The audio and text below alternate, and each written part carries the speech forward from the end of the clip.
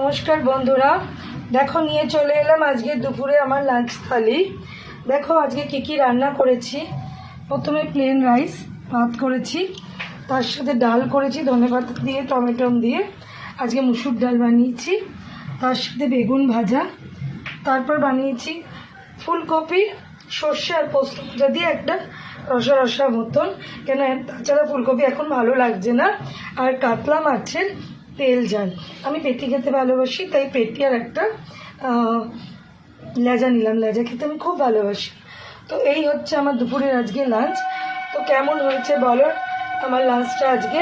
আর simple lunch, কিন্তু খুবই tasty এবং খুবই পছন্দের অনেকেরই, স্পেশালি আমার খুব পছন্দের লাঞ্চ। তো যদি ভালো লাগে একটা লাইক করো, কমেন্ট করো, শেয়ার করো। আর লাঞ্চটা কেমন হয়েছে অবশ্যই জানিও। টাটা।